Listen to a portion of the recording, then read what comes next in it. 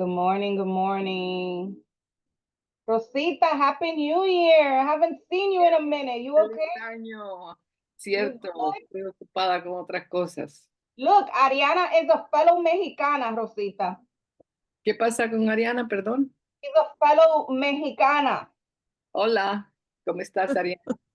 Rosita Buenos is one of días. our regulars. She's a Mexican lady with so many stories to tell. We love her. She's always here. Mucho gusto. Igualmente, Ariana. How do you say gambling en español? Gambling? Ajá. Sí, gambling. I don't know. Apostar. Juegos de, bueno, apostar. Pero en general así yo creo que es como juegos de apostar, juegos de apuestas. Mm-hmm.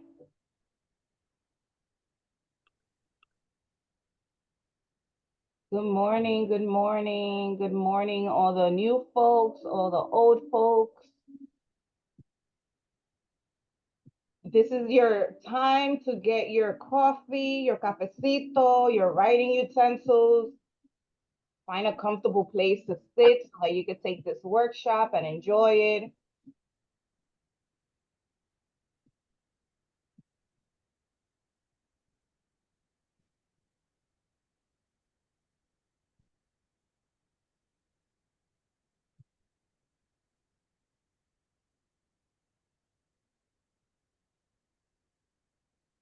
Good morning, good morning.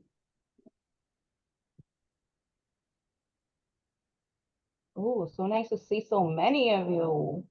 The new year, that's right.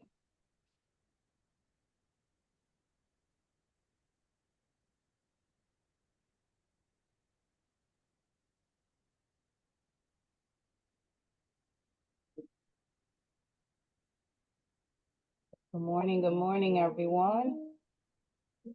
Just gonna give folks a few more minutes. We have quite a few people who registered.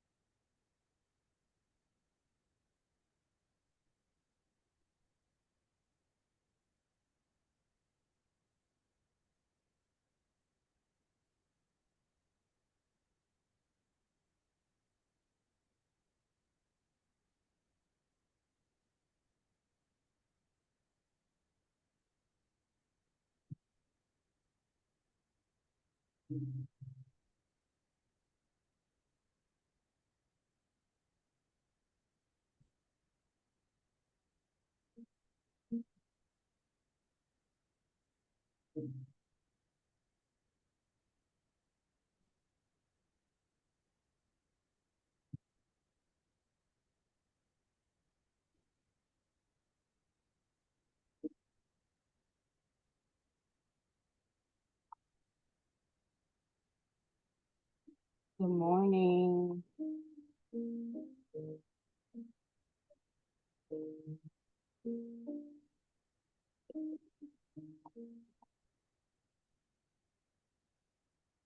Look at that, Idalmi. That's a good question, Idalmi. What is everybody reading? Let's do that icebreaker this morning. What did everyone start the new year reading? Estoy leyendo la biografía de, ¿cómo se llama? Audre Lorde. Okay. Something is a promise. Se me olvida Got el it. título, right? Nice. Thank you. Idalmi is reading Plantains and Are Becoming by Melania Luisa Marte. That is a collection of poetry. Ariana is reading Song of Solomon by Toni Morrison. Ilani is reading Dragon's Promise by Elizabeth Lim. Poetry, Not for Profit, A New Yorican, and Chula. Taino and Caribs, the Aboriginal Cultures of the Antilles by Sebastian Robinson Lamarche. Reading Rachel Maddow's book. Nice. Somebody is reading Magical Realism, compilation of Latin American authors. Imagination by Ruta Benjamin. Neruda in the Park by Clevis Matera. Hungry Ghost, 101 Essays That Would Change Your Life. Survivals is a Promise. I'm reading Lady Tan's Circle of Women. A poetry book, Standing in the Forest of Being Alive. Chula is Amanda Alcantara's, yes, Chula is Amanda Alcantara's first book. Nice, I love it. I read a lot of urban romance. That's how I de-stress. Besides reading Dominican books, but my guilty pleasure are Black romance authors. Good morning, good morning. Good morning, everyone. Good morning. Okay, Ariana, let's start. Whoever's here late is here late. We have 21 folks who made it on time and respected our facilitators' time, and we love that. We love it. We can't be on color people time all the time. Okay, so for those of you who are new here, my name is Angie Abreu, and I'm the founder of Dominican Writers Association. Our job is mostly to provide the tools and resources that writers need to self-publish or publish traditionally.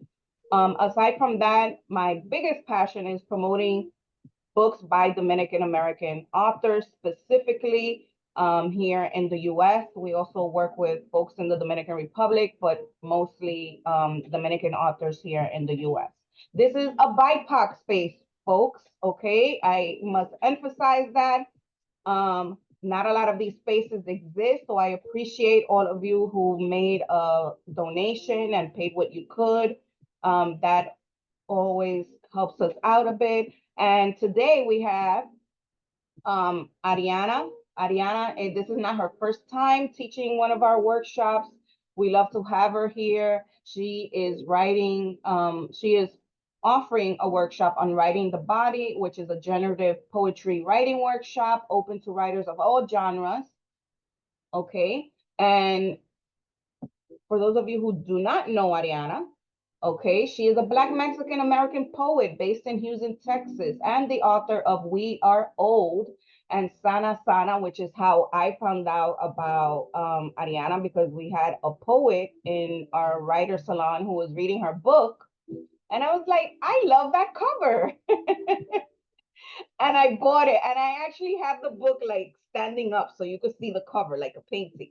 I have it standing up in the bookshelf in my bedroom. I should take a picture of it because it's still standing. Oh, that means so much to me. Thank you, Angie. And so that was during the pandemic that she shared that book. And when Ariana published it, Ariana also has a BA in African Diaspora Studies from the Mexican American Studies, and an M.F.A. in Poetry, and a Master's in Library Science. She is a 2014 National Collegiate Poetry Slam champion and owes much of her practice to Black performance communities led by Black women poets from the South. And she has been writing, performing, and teaching poetry for over 10 years. Please make sure you follow her on Instagram at Ariana the Poet. Also check out her website for announcements. I believe that she has a workshop coming up, and you guys should, take advantage and, enroll if at all possible. And a reminder, folks, we record these workshops for our archives. Sometimes we make them public on our YouTube channel. If you're not comfortable being on camera, feel free to shut it off. And yeah, take it away, Ariana. Beautiful. Thank you so much, Angie. Good morning, everybody. Thank you for being here. If we were all in the same physical room together, I would have everyone give it up for Angie because she does so much important work for the community of Dominican writers in New York and beyond, right? The fact that she's continuing to offer these virtual programs after so many places have gone back to 100% in person, right? The fact that we still have the virtual option and that these are pay what you can is really is it's really a labor of love. And so we thank you, Angie, for everything that you do. None of us would be here without you. Okay, today we are here for a generative writing workshop called Writing the Body.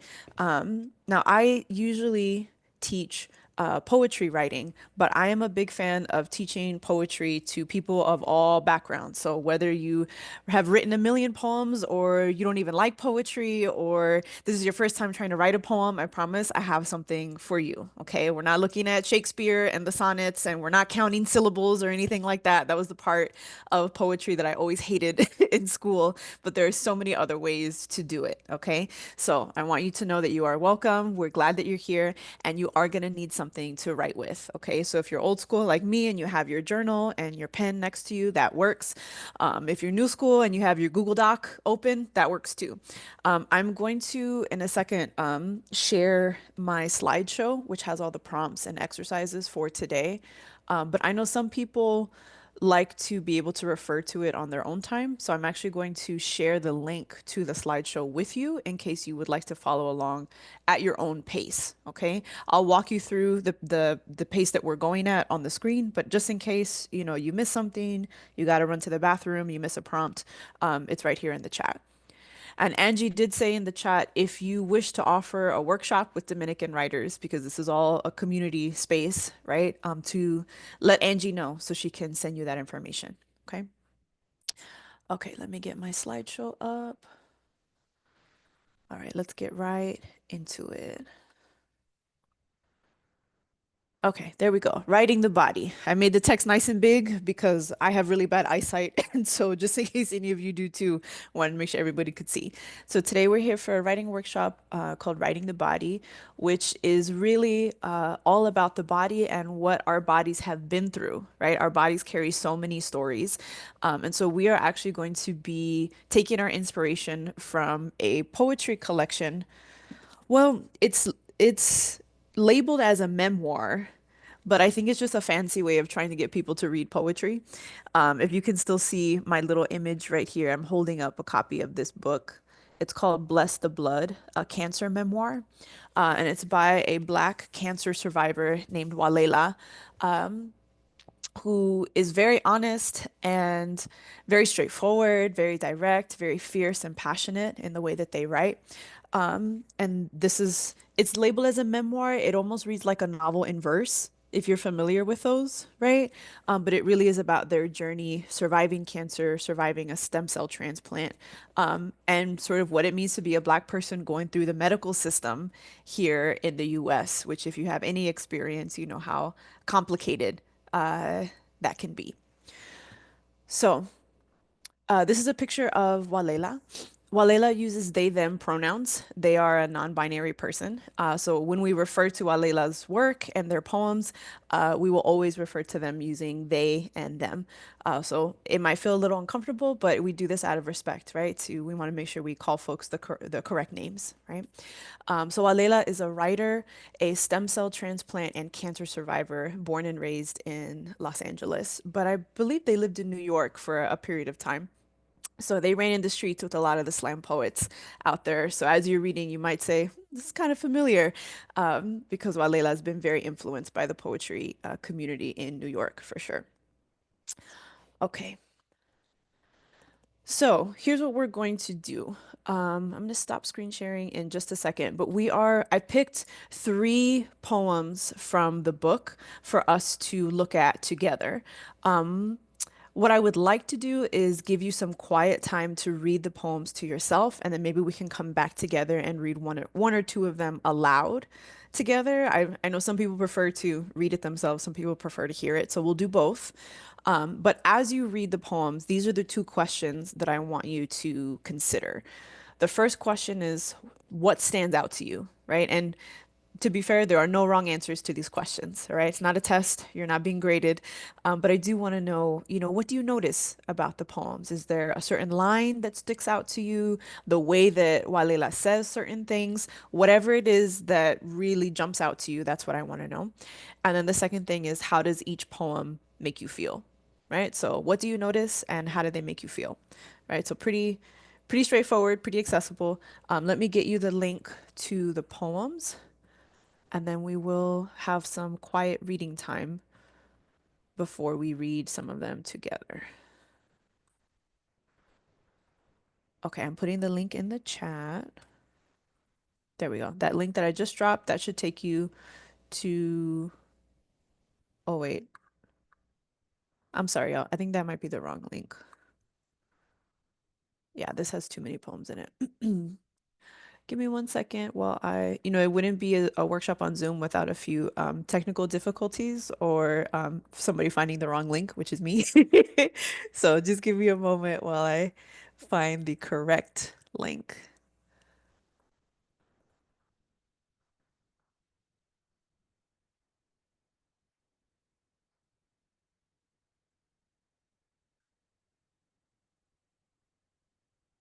Okay, you know what? We'll do this link, but I think there are four poems listed here. We're just reading the first three. Oh, is that the right one, Sarah? Ah, there it is.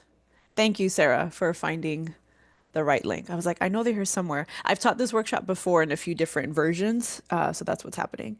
Okay, thank you, Sarah. So the link that I just shared and the link Sarah just shared, that's the correct link with the three poems that we are looking at. So it starts with a poem called Non-Binary, as in, and that's where Walela is talking about their non-binary gender identity.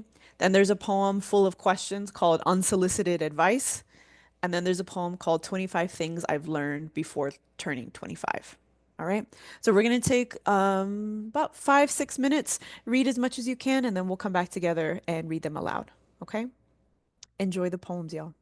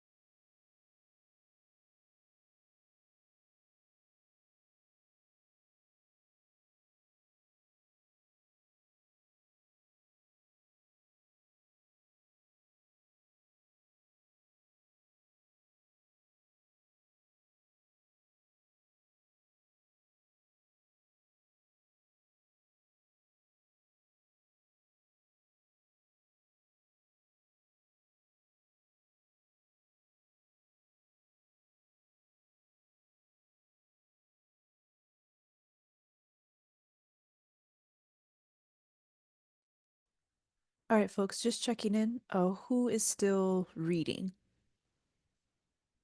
Let me know in the chat if you need more time to finish reading.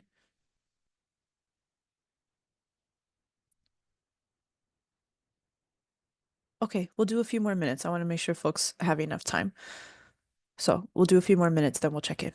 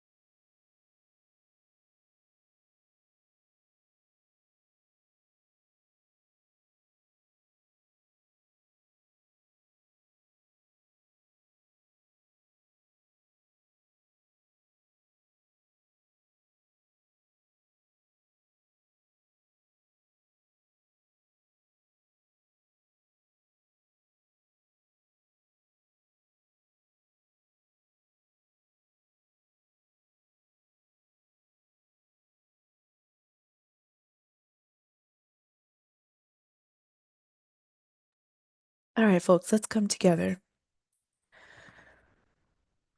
So you read 3 poems by Walela. I would like to read 1 or 2 of them aloud together.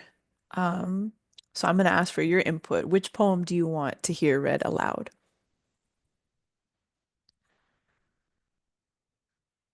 There's 3 to choose from. The first one, non-binary as in. The second one, unsolicited advice. Or the third one, 25 things I've learned before turning 25. Let's see. Responses are all over the place, but a lot of folks are saying the second one. Okay, I gotta make an executive decision. Let's do the first one and the third one, I think, because it seems like a few folks were rushed reading the third one and there were some requests for the first one. Um, so then let me ask or actually let's do the second one and the third one. That's what it seemed like the majority of the votes are. So let's do that. Um, could I get a volunteer to read the second poem, Unsolicited Advice?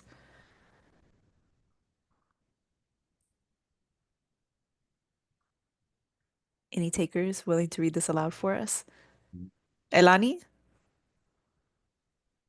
Yes, hi. Hi. Pull it up. Okay. Unsolicited advice. Have you tried yoga? Have you tried being vegan? Have you considered going to Mexico and getting treatment there? Chemo is a poison. Why do that when cancer is also the poison? Sounds like you toxic. Sounds like you should stop taking them pills. You should try the grapeseed diet or the olive oil cleanse or the grapefruit diet or list of supplements or being alkaline.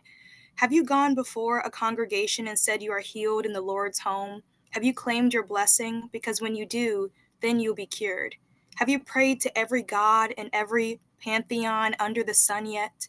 You really should, but sounds like you want to die since you ain't vegan. Sounds like you believe in Western medicine more than what your body can do. Your body will protect you without any help. You just have to let it. Sounds like you ungrateful about the way I barreled into you with my ego, my thoughts, my savior complex, my need to fix a stranger. Do I have any qualifications? Absolutely not. Just a big heart and compassion, so compassionate that I launch myself like a rocket of anger when some ungrateful, disabled person doesn't listen to me. Me, that's the word. My advice isn't for you. It's the Good Samaritan deed I tell my friends about at brunch, where we sit in our overpriced dresses, drinking mimosas because that is our only personality. My advice isn't for you. It's to infantilize you, make you think you haven't tried your best, make you believe if you die, it's because you didn't try hard enough or smart enough. Because I was here with all the answers, the cure. That good shit your doctors don't have. Never mind, I don't know your diagnosis fully, or your medication, or your medical history. What I do deeper. I am the attuned and divine, the one with spirituality to suck the cancer out of your marrow. My pineal gland is so decalcified, and you have your body back as yours. I guarantee it. For a small price. How does $2,000 sound to you? What's that rattling? Me? No snake oil salesman, just someone who is concerned. I'm just always so concerned that I can't seem to believe the most honest way to bear witness to someone is to velcro my lips together and when time, only when it's time, acts. How can I support you right now?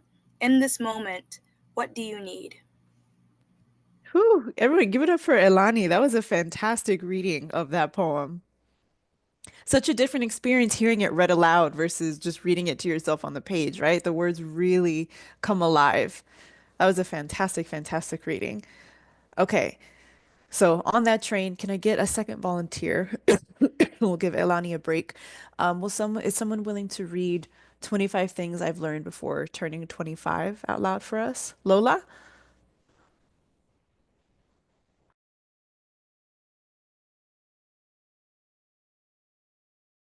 I think you're muted, Lola. There you go. I also need to blow it up. It's a little small for me. Okay. Unsolicited. Oh, I'm sorry. We're going on the last one, right? 25 things. Yes, that's right. So no one is going to advocate for myself better than me. There is nothing wrong with that. Boundaries are essential and it's important to enforce them, including with myself. Love is not showing how much of myself I am willing to sacrifice to prove I am worthy. This may have been normal earlier in my life, but I need the people around me to love me for me. Rest is okay, fatigue is normal, and it's not useful to run myself into a ditch. Being principled is hard, and there is such a thing as being too principled when it comes to rationalizing why I am deserving of being mistreated. Self-care for me requires discipline. I must understand why it's so hard for me to place myself first. Family does not define my personhood. It's okay to remove myself from toxic people, especially those who financially or emotionally leech from me. Gaslighting intentionally distorts our reality. Truth is still truth, and my feelings are still valid no matter if people shy away from or manipulate themselves out of accountability. Raising a puppy is hard and is a lesson in patience. I am afraid to ever have children, for I've never witnessed one family that isn't toxic. My trauma is my job to heal, and when I do, I am effectively healing generational trauma. 13, therapy is work, and work that is worth it. 14, other people cannot dictate what my needs for support look like. 15, I am more compassionate than I give myself credit for. I apologize for missing the numbers. 16, it's my duty to not let people take advantage of the compassion or exploit it. 17, love is a choice to heal together. 18, I am a very good facilitator, an excellent listener. Wish younger me knew someone like older me back then. 19, my rage is when my hurt is too afraid to cry. 20, tears that don't fall make the organs weep instead. 21, mourning my childhood is okay. 22, depression and cancer often go together. It's okay to cuss the world for surviving. 23, surviving is a constant battle, but I am one brilliant warrior. 24, my purpose is forever tied to liberatory work. 25, in a world full of sorrow and doctors playing guessing games, I made it to a day many thought I would never see, and thus I'm a whole ass miracle. Ahom. Thank you, Lola. Everybody give it up for Lola and that reading. It's so, I don't know if all of y'all here today are performers, but all of y'all are giving fantastic readings of these poems. And so we're very grateful to you for that. Thank you. Okay, let's go ahead and, as we were reading, I asked you to keep in mind the two questions, right? What stands out to you and how do they make you feel? So let's talk about the poems as a whole, right? So my first question to you is that first question, what stood out to you about what you read? What stood out to you about these poems? And I would like for this to be a conversation. So you can respond in the chat if you'd prefer that, but I'd really love to hear your voices filling my headset. All right. So feel free to unmute or raise your hands and we can make this into a conversation. So what stood out to you about these poems? Can I go? Go ahead. I really like the polite, and I'm saying polite, way of other people and to say, because she's sick of cancer, and sometimes I think as a society we tend to do comments that, like in a positive way, but in reality the person who is going through that sometimes doesn't even need a comment, and that's like, everybody has done that. Everybody's guilty of that. I mean, I am guilty of those type of comments, but I think this reading allowed me to go through, see through those lens and reflect on my on this journey, because everybody is learning, and I also feel like the deep question inside her, like, so I'm wrong because I'm not vegetarian, because I eat meat, I'm wrong because I'm, like this constant guilt from who I am and questions. So thank you for that reading. I really enjoy it. Yeah, thank you for that, Kimberly. That's so real, right? So many of us, like when we're trying to be helpful to someone, because we see when someone is in pain, right? Or when they're struggling with something, and you try to offer your suggestions because you don't like to see people you care about in pain or suffering, right? But often, just like you said, that's not always the most useful way to go about it, right? Sometimes we have to trust that that person who's suffering knows what they need better than we do, right? Um, I know a few folks came late into the workshop, so I also wanted to just let folks know, right, that Walela uses they, them pronouns. So instead of saying, she or her, when we refer to Walela, we'll say they or them, all right? It's okay to mess up. Making mistakes is how we learn, right? Let's go next to Felix and then Elani.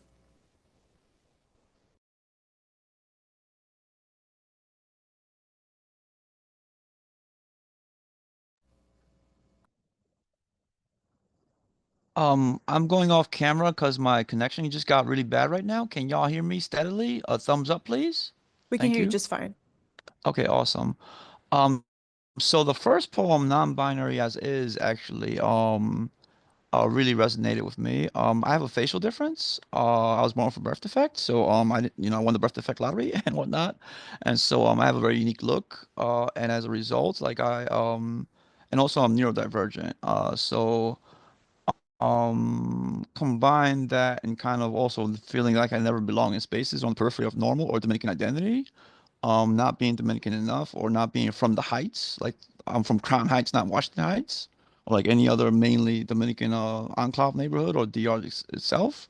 And I just really feel like it resonated because in a lot of spaces, because I appear to be white adjacent or like enough like light skin to be able to be like diverse enough, like diversity higher, whatever. I mean, diversity for all and spaces. It's interesting because I never thought of myself as having any privilege because I had a facial difference. That was always my identity first, right? That was always before anything else. Like no one said I was not Dominican enough. I was not, Afro-Dominican enough. I was not manly enough. I was not like normal enough or nothing like that, right? So in that regard, I've always kind of like stood out for the wrong reasons inside internally. But with that being said, like all of a sudden, I'm handsome for some reason now, right? So it's wild, but yeah, it's wild. But I appreciate it because it's a great piece. Yeah, thank you for that, Felix. Elani, what's on your mind? I loved all three poems, but Unsolicited Advice obviously was my favorite. And I'm someone who has an invisible disability, and I also have a service dog who I take everywhere with me. So I'm constantly getting these same questions and constantly being invalidated because someone can look at me and assume that I'm not disabled and wonder why I have a service dog. And people are constantly telling me, like, I don't deserve to have a service dog, or like, I don't deserve to be in these spaces that are meant for disabled people. So like I'm constantly having to like, defend myself and things like that. So this poem really hit for me, especially like the line that was like, I launch myself like a rocket of anger when some ungrateful, disabled person doesn't listen to me. Because I'm constantly getting advice on like how to like reverse my chronic illness, which obviously is not possible. So it's always like very like ironic that people think that they can like help me find a miracle. But I think this poem really captures that feeling and these experiences very well. I really love the language within this poem, and um, just like the metaphors and the illusions, and like they are just such a great writer in general. Like I think they did a good job. I love hearing this so much, Elani, and thank you for sharing that about your experience too, and as well as you, Felix. I mean, part of what I'm hearing, I think a lot about how, especially in Black and Latinx communities, we don't often talk openly about disability and mental health in our communities, but all of us, I feel like for the most part, we know someone who has a disability or we have disabilities ourselves, right? But we're not often encouraged to call them that, even though that's what they are, right? We are not actually able to do the things that other people who don't have disabilities are able to do, right? So there's a utility in naming it for what it is, right? And then when we are not able to name it, then we can't find community with other people. And then it becomes this like secret that we have to, oh, so and so is just like that, right? That's just their personality. Or it was like, no, so and so is autistic, right? And I say this as an autistic person, right? Which is not something you would know about me, unless you were in community with me, right? So I think it's really important for us to be talking about all about disability, about mental health, about all these things that we're sort of taught to hide, or you only talk about it in this context, right? Or you only show people this part of the reality. Um, and one of the reasons I think it's important to talk about it too is because people are so uncomfortable with the idea of disability, even though I have a really good friend of mine who has taught me a lot about disability justice and what it means to really be in community with folks who have limited ability, right? Um, and one of the things that my friend says all the time is that disabled people, that's the one type of oppression that everybody will experience at some time in our life. Even if you are perfectly 100% healthy, I don't know, maybe you run marathons, you got, you won the lottery genetically right now. Everyone is going to age at some point. Everyone is going to reach a point where your body can no longer do what it used to be able to do, right? And so it really makes a lot of sense for us to get a lot more comfortable talking about disability, thinking about disability, and thinking about how to make our communities more accessible to everyone, no matter what their body looks like or what their body is able to do, right? Yes, exactly. Elani, you know. Okay, let's go to Carolyn, and then we'll keep the discussion going. Yes, so I've loved all the points that were made. I loved the readings. I feel like they made me, like, I'm not a poetry person, but it made me just realize and it re-emphasized that poetry needs to be read out loud. So thank you, Lola and Ilani. I'm going to talk about unsolicited advice. So the thoughts that went into my head were kind of like the unsolicited advice that you get from people you love and people that you don't really know. I feel like the people that you don't know, if they do give you advice, if you're sick, if you're disabled, they'll kind of say something that you're just like, well, I don't know you. Like, why are you telling me this advice? You don't know me personally. And then with the people you love, it kind of punches a little more when they do kind of give you advice. And it's hard because it's like, okay, are they telling me the truth or are they just telling me something? I don't know, just it just hurts a little differently. And I think that's why the last lines of the poem really stood out to me when they said, how can I support you right now in this moment? What do you need? I feel like that's what all of us need when, I don't know, when we ask a loved one or if they want to give us like some sort of advice. That's like the only thing, like, what do you need in this moment? Because we're already going through so much, so many thoughts in our head.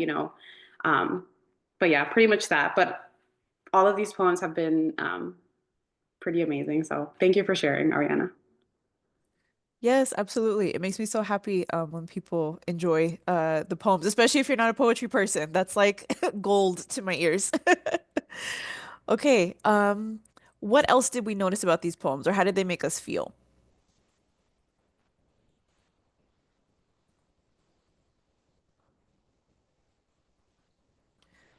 I'm gonna go through some of the comments just to make sure we didn't miss anything. Adriana said the poems made them feel emotional, that they were relatable. Um, Chela said unsolicited advice resonates so much with me. It felt frenetic when reading it, just like I feel when I'm stuck in those conversations on elevators, in waiting rooms, on paratransit, etc. Like the advice keeps being thrown at me and it's overpowering. The poem really affirmed that experience. Absolutely. A few people are buying the book. Um, yeah, I think the idea of to Lola, I think it was responding to the unsolicited advice poem, right? Saying that the folks tend to be kind of self-righteous, right? I know better than you do, right? Take permission without us giving it to them, boundaries. Elani said, I think family and friends believe they get a pass simply because we love them, but they don't realize how harmful it can be, right? I think this is a good moment for, especially when we're talking about our families and our communities, people that you can't just write off because they're in your life for a long time, right? Hopefully, right? Um, I think that's a good moment to talk about the idea of intent versus impact, right? Somebody can have the best intentions when they're saying something to you, but if the way that it impacts you is harmful, is hurtful, that's a good moment to say, hey, I'm not questioning who you are as a person. I'm not saying you're not a good person. I'm just saying the thing you said was kind of hurtful, and here's what you could do instead, right? Sometimes separating that out is really helpful for people because people get defensive when you say, "Oh, you hurt my feelings." They say, "Oh, I didn't mean to." It's like, I know you didn't mean to. I know you would never mean to, but you did. So let's talk about, how we can make sure that doesn't happen again. Yeah, and Felix is pointing us to something really important. So I want to highlight this. Is anyone besides Felix here familiar with the ugly laws? I see a couple folks nodding, but a lot of folks are shaking their heads. So I'm gonna put on my professor hat for just a second. All right, this is not part of the slideshow, but it is a really important thing, and so thank you, Felix, for bringing it up.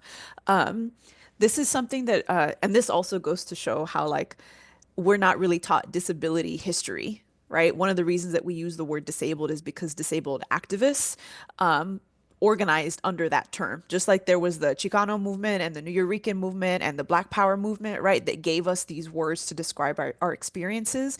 That same thing happened among disabled folks, but we don't get taught about it, right? Because when you're taught about it, then you have power and knowledge and ability to build community, right? So the ugly laws were in practice from the 1860s to the 1970s. That's over 100 years in the United States. And it was basically just like think about like segregation, right? And like the Jim Crow laws, right? They were different from place to place, but they essentially did the same thing. It's a similar context with the ugly laws.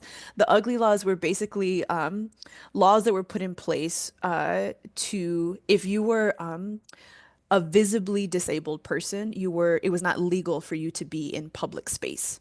You would be forcibly removed, incarcerated. There were threats of violence and social isolation, right? All of those kinds of things. And this was very common practice in the US. And the last ugly law, like, literally stopped existing in 1974. That's not that long ago. My mom was born in 1971. You know what I'm saying? That's not that far removed from what our reality is.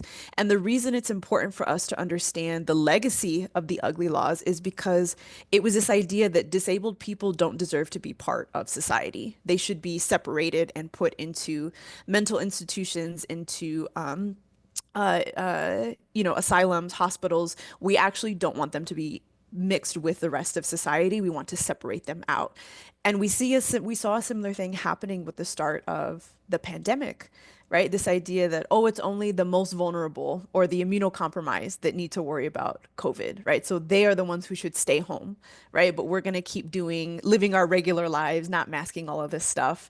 And so we bring this up just to say that all of this has a legacy, right? And the way that we treat disabled people really does have an effect for all of our futures because you never know when you're going to be part of that group too. Okay, I want to, this is a really good conversation, and I want to move us into some writing exercises. All right, so I want to say thank you, everybody, for everything you brought to this conversation. I'm glad that these poems resonated with you. And so we're going to take inspiration from the way that Walela wrote these poems, and we are going to go ahead and start writing our own. Okay, so I'm going to lead you through some short exercises and then I'll give you the big prompts. The exercises are just so that you have a little bit of notes, they get your creative juices flowing so that when you start the poem, you're not starting from scratch. All right, you have something to work with. So the first exercise, I want you to take, we'll say 3 minutes, and I want you to describe yourself with as many adjectives as possible.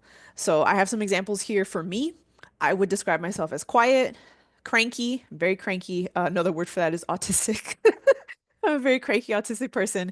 Queer, I'm black, I'm somewhat friendly, and I'm Southern. All right. So pick some adjectives that you would use to describe yourself and just write them down. We'll take a few minutes to do that.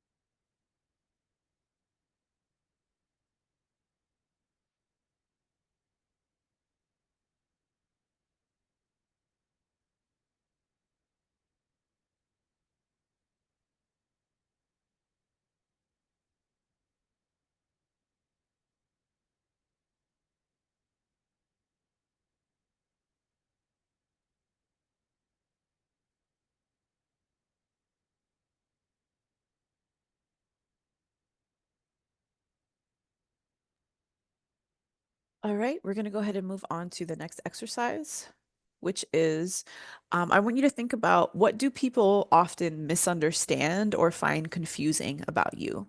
Usually everybody has something, right? No one is 100% quote unquote normal according to society, right? So I want you to think about what aspects of yourself, your personality, or your body that you end up finding yourself explaining to people.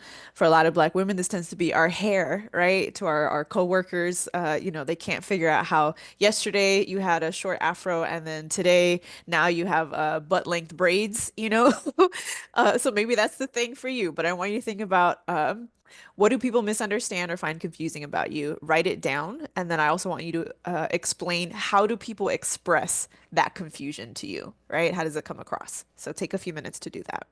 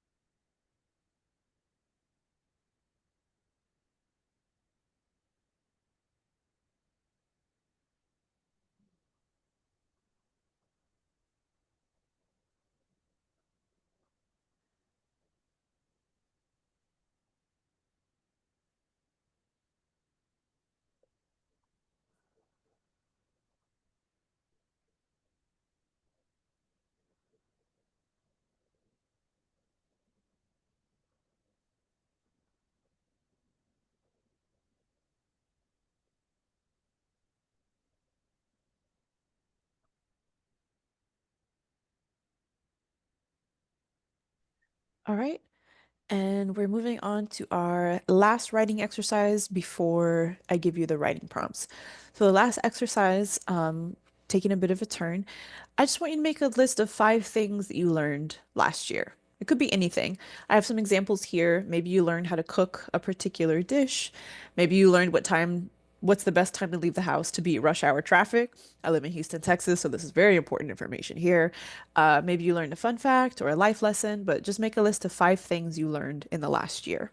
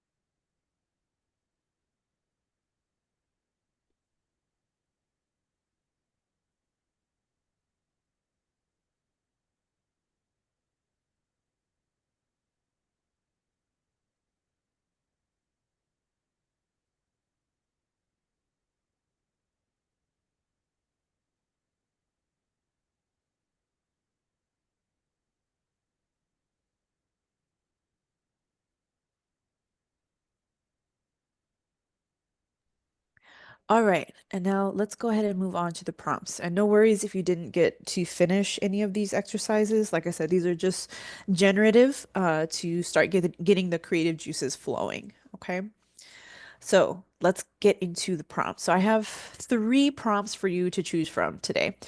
So I'll read them aloud to you. I'll see if you have any questions, and then I'll give you some writing time. Okay. So all three of these prompts are inspired by each of the three poems that we read by Walela. So you get to write a poem taking similar concepts or using a similar format. Okay. So the first prompt is to write a poem called Unsolicited Advice, right? Sound familiar? Which that poem should have a long list of questions and comments that people say to you. All right. And I want you to try to convey the emotion you feel when you receive, a comment or a question that is well meaning. Maybe someone has good intentions, but it doesn't always land the way that they mean for it to. All right. So that's prompt number one. Prompt number two is to go back to that list of adjectives that you made to describe yourself and write a poem about that aspect of your identity, right? So this would be modeling your work after Walela's first poem, non-binary as in. So if I was doing this prompt, I could say, Southern as in da da da da, and then I would describe what it means to be Southern, right? Or autistic as in da da da da. And so I want you to use each line of the poem to explore the complexity of that part of your identity. All right, so that's the second prompt. And then the last prompt is to write a poem after 25 things I've learned before turning 25. Right, so use your own age in the title, whatever, and then list life lessons, skills, and, other things that you've learned. And with this one, you can really give it any kind of emotional tone that you want. If you want to make it funny, you can make it funny. If you want it to be deep or a little bit absurd, because life is absurd and ridiculous, and maybe you want to mirror that, you can really take that in any direction that you want. Okay. Before I give you time to write, are there any questions about these prompts? I tried to make things really clear. Can you tell that I teach high schoolers? Okay. All right, we're gonna write for about 15 minutes. Just get out as much as you can, and then we'll check in. And if anyone wants to share, we'll have some time for sharing. Okay. So, happy writing, folks. I will check in with you in 15 minutes.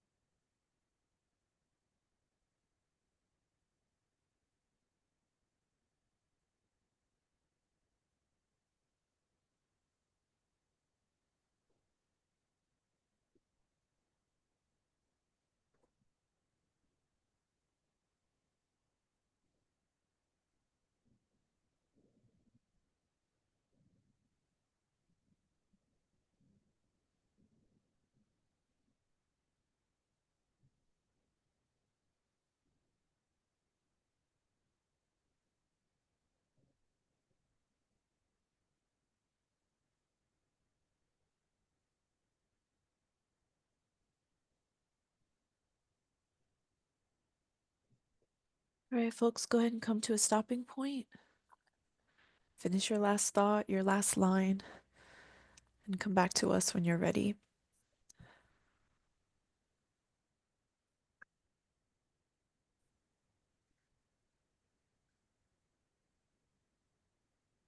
Okay. In a moment, I will open the floor for sharing. But before I do that, I want to give you a couple of resources. Angie mentioned that I am trained to be a librarian.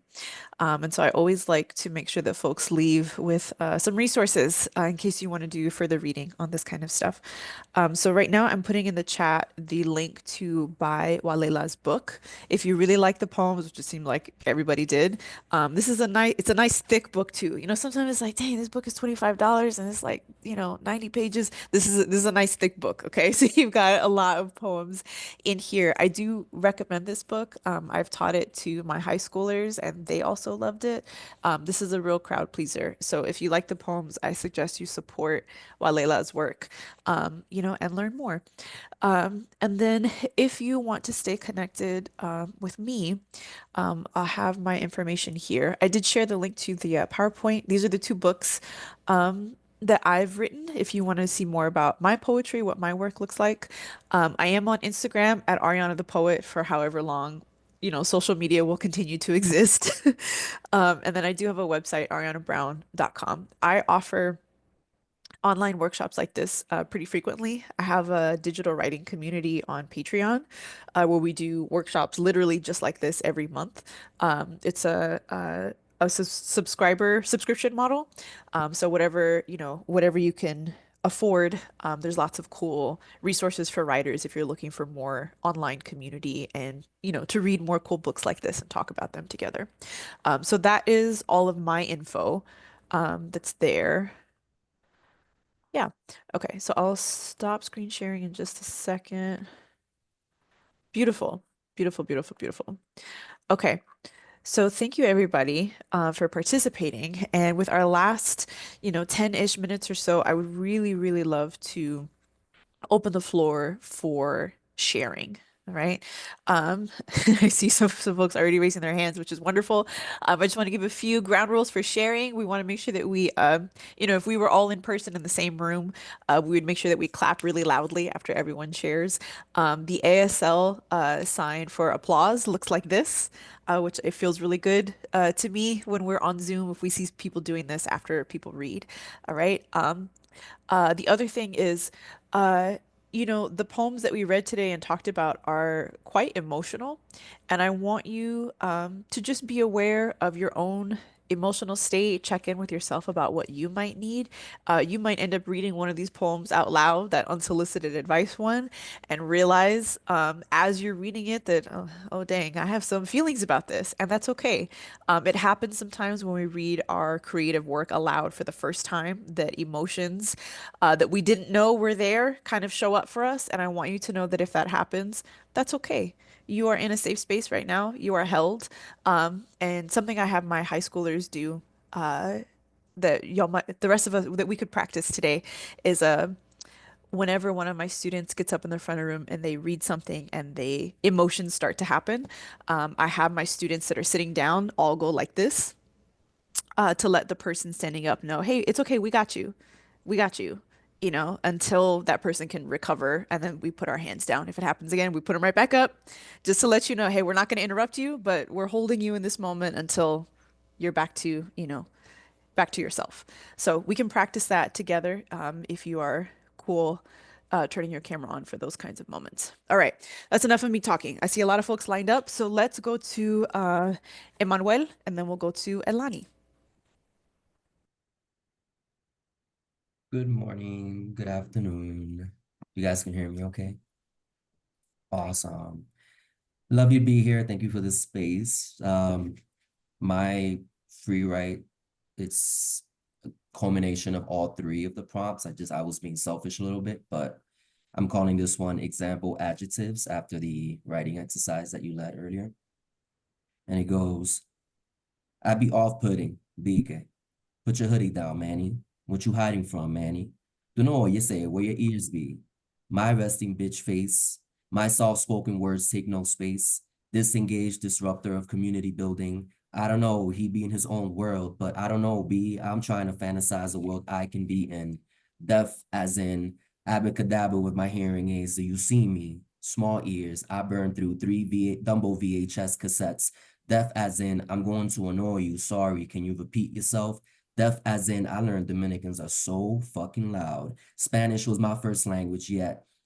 Speed was never my friend. Silence is a home, and texting is a lifeline. Don't call me unless you're dying and I'm your last resort. Today's my grandmother's birthday and I'm afraid to call her. To her, no, sorry, I can't read my own handwriting. To hear is a mathematical child play like Mancala, rattling marbles into a selfish pile. Deaf as in, I am not flirting with you when I stare at your lips, caught in the bed sheets, arguing because I couldn't catch her saying I love you for the first time behind furtive moans. And I never learned sign language, so my hands don't know how to hold you properly. If only the world came with closed captions so I can open myself a little bit more. A person with a disability, not a disabled person. That's very important to me. I be a person, deaf as in I am not a graveyard keeper. I am a ghastly observer of fantasy often called the normal, and you're going to fucking hear me. Thank you. Thank you, Emmanuel. Thank you for starting us off. And we're going to keep that energy going, keep that momentum going, and we'll go to Elani next and then Felix. I also did a poem after non-binary as in. So this is lesbian as in. Lesbian as in, no man can change me no matter how good the D is. My blackness disqualifies me from many lesbian spaces. Stud, not butch. Stem, not futch. Dear white girls, please stop using these terms. You've stolen enough from us. No one is considered the man in the relationship. That is kinda the whole point. I'd rather go to Black Pride because no one loves me like my people. The pink, orange, and white flag, I came out as bi first to give my mother some hope. No, I don't have a crush on you. I still have standards, Susan. How can you call yourself an ally when you cast nasty stares at me and my girlfriend's clasped hands, palms pressed together like a prayer for safe passage through the raging South? My girlfriend may be white, but that doesn't make me invalid. Dear black girls, please stop trying to revoke my black card. Light skins can fight too.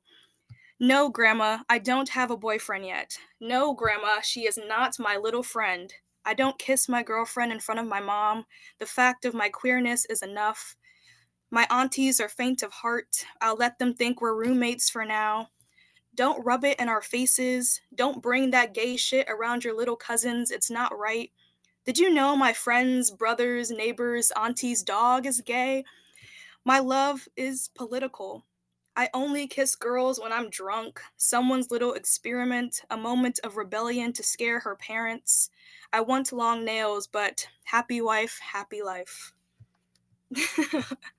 Thank you. That was fantastic, Elani. You took us through all the emotions in that piece. Thank you, thank you, thank you for sharing that. Okay, we're gonna keep the good energy going. We're gonna go to Felix next and then to Anna. Yeah, so I picked unsolicited advice, but it's kind of like in a questions prompt, yeah. So, where are you from? I was born here. Where is here? In the USA. But where? In the Heights. Not Washington, but Crown. Where are your peoples from? DR. But what part? Where is this gonna go? In the ranches of Los Limones. A small world, don't know your intentions, so I leave it there. Oh, do you speak Spanish? Yes, but without an accent. Conversation great at best. Consider me a Dominican in training. Speaking que lo que is a full-time profession. You think you're so smart? Nah, I'm just me. You think you're better than me? I'm just me. You think you could beat me in a fight? I'm a pacifist committed to nonviolence. Thank Martin Luther King Jr. for that. Oh, you mad? I don't allow the world to make me angry anymore thanks to anger management, which I took voluntarily at that. What did it look like getting mad at 43, soon turning 44? My dad died at 44 before turning 45. I'm living out my legacy, and as I am, so it is being written out. That was deep. Who would have thought a poet and he didn't even know it? Actually, I did, but that isn't your place to know that about. what makes me different than you in the same way I don't have to share parts of me at all with you. Oh, would you like a hug? Yes, but don't do it if your heart's not in it. Because my inner child wants a 15-second plus sway side to side, hand locked at the wrist behind back, breathing in serenity, sobering up from the prisons past and present of. But I don't see you that way. To me, you're handsome and or beautiful, or God doesn't make mistakes, or stop making excuses and man up. Blah, blah, blah. Why is your face like that? Did you have a stroke? It's ridiculous that someone would fix their face to question me about mine. Before I used to concede consent and answer sheepishly, explaining the trauma I never knew was my journey to be birthed and to be present in that moment. Nowadays, they apply disrespect with pressure. Nowadays, whenever they apply disrespect with pressure, and an, every action deserving a reaction, and every action to obtain a reaction deserving a reaction, they have earned that I applied appropriate and maybe even excessive disrespect back on forward, with humor, of course, to disarm and learn them to boundaries. What would I say, you ask? I'm trying to heal my face organically, but you wouldn't know anything about that. But if you want to know, take this however you want to take it. Maybe your mom should lose some weight and drink more water and eat fruits. All right. Thank you, Felix. What a fantastic piece. Come on, momentum. I love this. Y'all sound so empowered in these pieces y'all are writing. I hope y'all feel good as you're saying them out loud. Okay, we're gonna go next to Ana and then Rosita. Hi, everyone has been so good so far. I did as in, so I did atheist as in. No, I am not mad at God. This isn't about an unanswered prayer. No, this is not about me being gay. I promise Jesus and I go way, way back. And I know he's cool with it. Atheist, as in I see your glory here and now.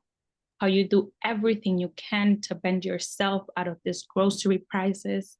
How you still help your family when they need a translator. How there's a little girl in Gaza making recipe videos that I tried to follow. Atheist, as in, you are all my gods. I have too many of them.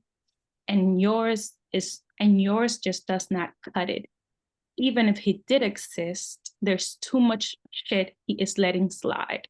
And then what about them other gods over there? You must think yours is better. But Combo Chimbita's song about Yemaya makes me feel something that Oceans doesn't. I still sing along on Sundays. Atheist, as in, no, I do not care about your crystals either, respectfully. Don't manifest shit, but I make it out to the streets because I believe in something. You, washing those dishes every damn day, making your bed when no one would know whether you did them or not, keeping your word. Atheist, as in, I will go to your church because I respect your faith in ways you have not found to respect mine. I will sit in the pew of your wedding on your wedding day as your pastor reads Isaiah 62. Amen, ashe, ashe. Whoa, that is beautiful. Some beautiful stuff is coming out. Yes, absolutely. Thank you, Anna, for that. So much nuance too in these pieces that y'all are sharing. It makes me so excited as a teacher, as a writer. I feel like I can go write after this. Thank you, Anna. And then we'll pass it to, we have a few folks left. I know we are approaching the end of the workshop, right? And so I understand, if folks have to leave early, but I really want to make sure everyone who wants to share can share. So we'll go next to Rosita and then Andrea, Adriana, and Lola. Magnifico, gracias. So writing a poem about unsolicited advice is a no-no to me because I appreciate advice even when I don't ask for it, even if I do not follow it. For example, when someone suggested I take echinacea and golden seal to combat colds, though I don't remember who, as a result, I haven't had a cold for 20 years. Sylvia suggested I wash my dishes quickly after I eat and to clean the stove at the same time. As a result, I feel joy in the morning when I see a clean stove and an empty sink asking me, what? For today, what are we doing? An empty sink is a newfound space onto which I place the tools and the ingredients for my next meal. The empty sink is closer than the counter. Regina suggested I transfer the pile of papers on my kitchen table and sort them into different piles. I have rebelled on this one. I've been taking one piece of paper at a time from my kitchen table and processed it, i.e., file it in the paid folder in my filing cabinet. The problem is that I add more papers onto it faster than I process and file. As an alternate, I've been able not to add any more papers onto it, and I have made a collage out of a box, and all those papers are going into it. I will continue on paper activities until I get up to date. That is the end. I love that. Thank you, Rosita. No, I completely understand. Okay, so I just wanted to say I do see you, Sarah. I forgot to include you in that list of folks that said who was going to go next. So we'll hear next from Andrea, Adriana, Lola, and then Sara. Because she was first. I do want to. Sarah can go before me. She had it first before I. Okay, go ahead, Sara. All good? Can everyone hear me okay? Okay, so hello everyone. This is actually the first time I will be sharing my poetry writing in like a space like this. So I feel really honored. This feels right. Usually I don't usually share, but felt really called to. Okay, so I decided first I was gonna choose the unsolicited advice prompt, but then I was writing it and I was like, this sounds kind of like the as in. So it's kind of up to your interpretation. It might fall in the lines of both. It may be one or the other to you, but without further ado. Well, you don't look Spanish, says almost anyone who crosses my path, as if I must look a certain way to be considered what my culture is. Is it because of my skin? Because it lacks the quote unquote correct amount of melanin? Always being told to label quote unquote white whenever they asked for my race, but always put other since being quote unquote white felt like erasure, as if I had any control over how I became to be. Little do they know, I'm a product of colonization, being directly from Borinquen, but having direct ancestors from the island who are both Spaniard and an African slave. As if my last name is not Eusebio, learning later in life that the name is of Portuguese origins. So maybe I am not your textbook, full-bred, quote-unquote Hispanic, but it doesn't remove the Boricua and the Dominicana culture that courses through my veins. Having black coffee for breakfast as a child, Romeo Santos blasting through the speakers on Saturday morning, Mata Goya, pollo guisado, arroz con gandules. Maybe they think because I quote-unquote dress nice and quote-unquote speak like a white girl means I no longer fit into the imaginary box that classifies me as one of them. Or it could be because I can't speak the language. If I had $1 for every time I had been called an Osabo kid, because when my grandmother moved from the island, she didn't teach her daughters the native tongue. Because here on the mainland, we won't need it. And with that ideology, my mom thought I'd have better success if I seemed more quote unquote American. Well, you don't look Spanish, a line that I will forever have to prove because I simply cannot just be. Whoa. Thank you. Thank you, Sara, and congratulations on your first time sharing your work with others. I hope you do more of this in the future. Okay, we're gonna go next to Andrea. You ready for us? Yeah. Thank you, everybody. And thank you, Ariana. This has been so amazing. I'm just so inspired by everybody. So I actually wrote the list after the 25 things I learned. So I'm not finished because I'm 33 and that's a lot of to list. This is what I have so far. 33 things I've learned before turning 34. 1, you can lose all the weight you want, but the weight you need to drop is the need to please everybody. You are your own best company.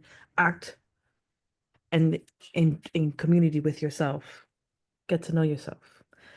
3, people can read your mind, people cannot read your mind, say what you feel and think before it's too late.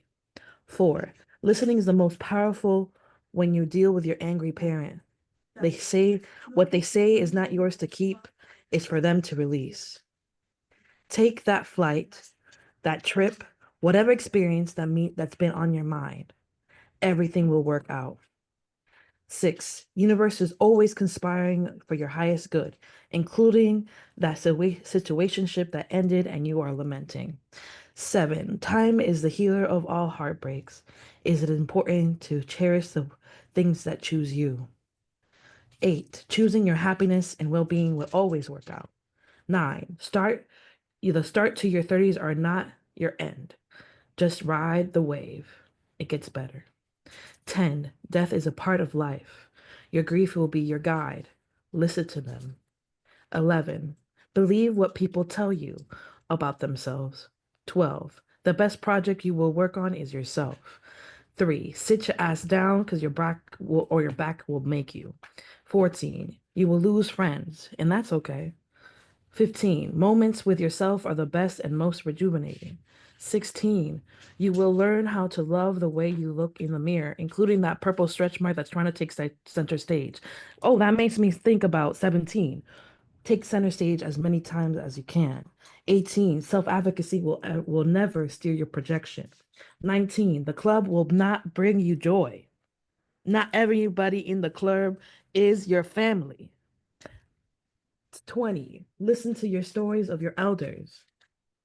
21, learn how to dance in a new language. 22, just because you're cool doesn't mean everyone is cool with you. 23, that feeling in your stomach is your intuition or your trauma. Take a breath and a moment to listen. They both matter. 24, saying no to your mother will always improve your relationship with her. 25, get in the archives of your life, community, and ancestry. It's all been written. And that's what I got so far. Beautiful work. Thank you, Andrea, for those lessons. Thank you. Okay, and last but not least, we'll hear from Adriana and then Lola, and then we'll close out. Thank you so much. It has been such a pleasure and it's so inspiring to hear everyone. Mine is titled Mala Hierba, as in the kindness that carries my soul gets overlooked by my own self as I navigate circumstances that test the heaviness of my blood. Sorry, I say, as in taking the guilt for overstepping when I was the one stepped on. The weight of a loving family got heavier and heavier as I got older. As in managing my hormonal changes weren't enough, I took on the task of raising my parents, feeding my sister, guiding us to what I deemed as a successful story, as I buried myself and pushed aside my own dreams and desires.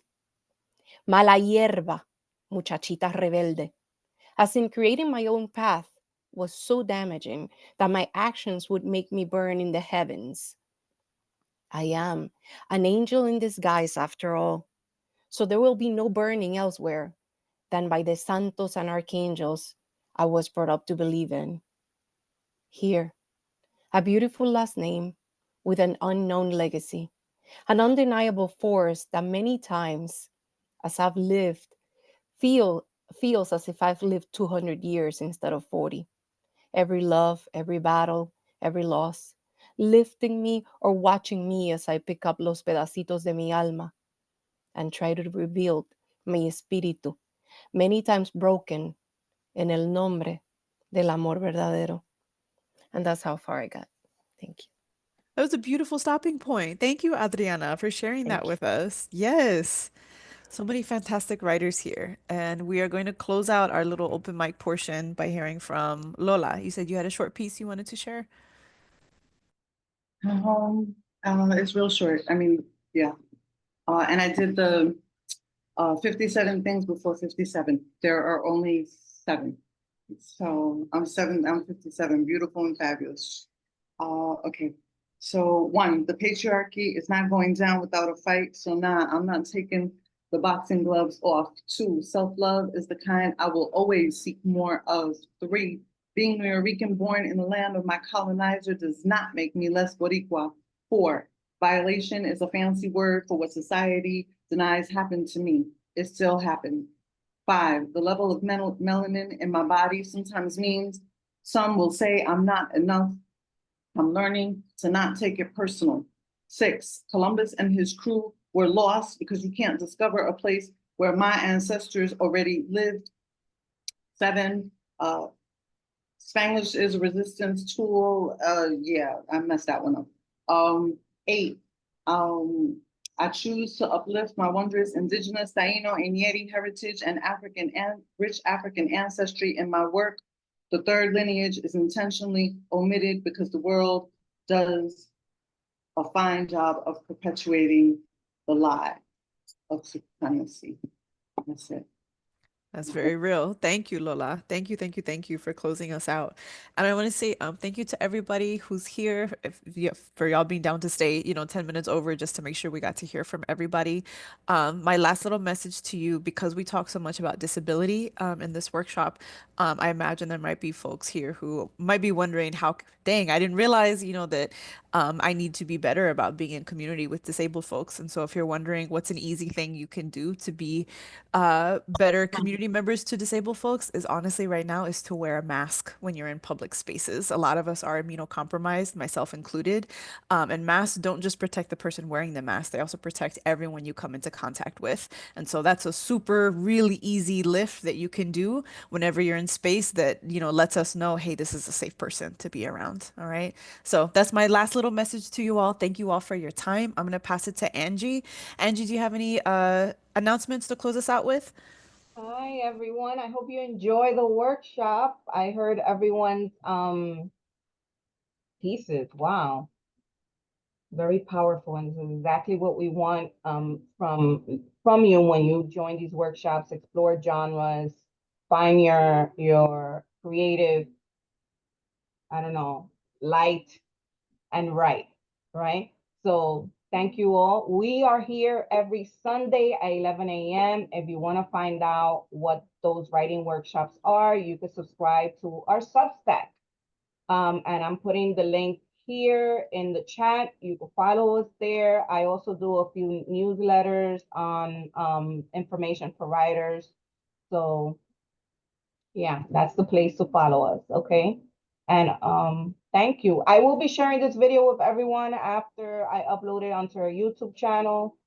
So you'll be able to have that. If I know some folks had to leave earlier, weren't feeling well, and they had to go. So I'll share that and the resources that Ariana shared, like Walela's book, Ariana's book, Where to Follow Ariana, and the poems that she also shared in the beginning, okay? So enjoy the rest of your Sunday, everyone. Y'all take care. Thank you, everybody. Love you all. Bye all. Do take care and keep well. Love